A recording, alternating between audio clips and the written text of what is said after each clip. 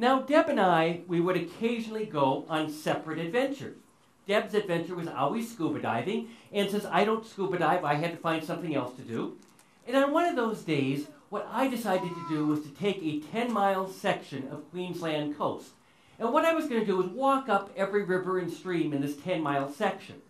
And I didn't have any rules on how far I would go. I'd just go till I felt like turning around and then come back, go up the next one. And at the end of the day, I reached the biggest river in this section. And I had been warned that there were giant saltwater crocodiles in the river. And I'm walking along the riverbank. The river's on this side, the rainforest is on this side. And I'm being very careful to make sure a crocodile doesn't jump out at me. And then, on the rainforest side, I hear shh, shh. And I can see the foliage moving back and forth. Something huge is swishing its tail. And I'm thinking, oh my God, I'm caught between the river and a crocodile. And pretty soon this creature comes out into the clearing. And it is huge. It's about 5.5 feet long. It looks like a living dinosaur. But it's not a crocodile. And I recognize it as a species of monitor lizards. But there are many different types of monitor lizards in Australia. And I don't know what kind this is. I don't know if it's going to be aggressive. I don't know if it's going to flee. So I decide, the best thing to do is to get down on my hands and knees. So I'm down on my hands and knees, and the lizard is still way over there. But all of a sudden, she starts crawling toward me. So I decide, okay, I'll start crawling toward her.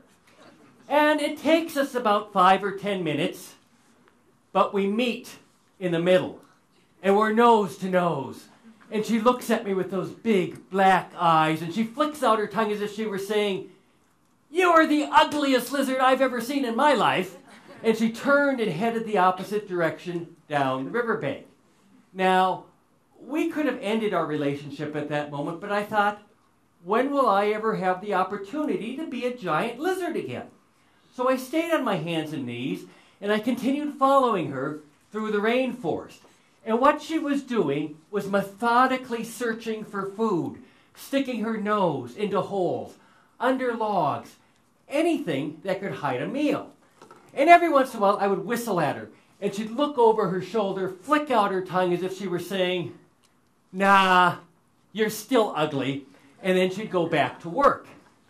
After another 5 minutes or so, she finally had enough of me, and she jumped into the river, and at that point I decided, nah, I don't want to be a giant lizard anymore, and that was the end of our relationship. Now, I was able to positively identify this lizard later on.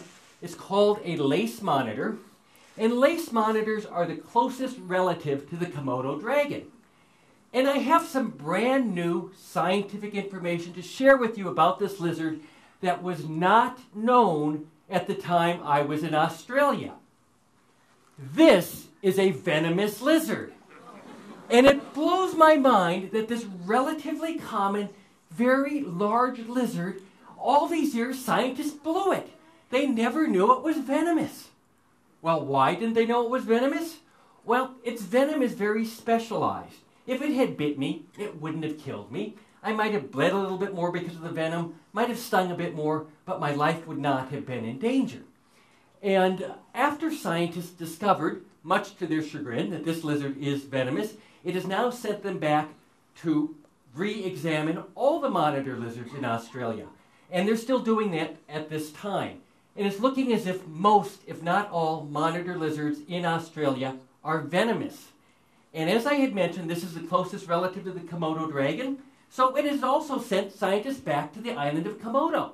And if you've watched any of the National Geographic specials or Animal Planet specials on Komodo dragons, and if it's more than a couple years old, what the narrator is going to tell you is that Komodo dragons are deadly because of the bacteria in their saliva. Wrong. They are deadly because of venom. So this lizard has led to all these different discoveries in that section of the world.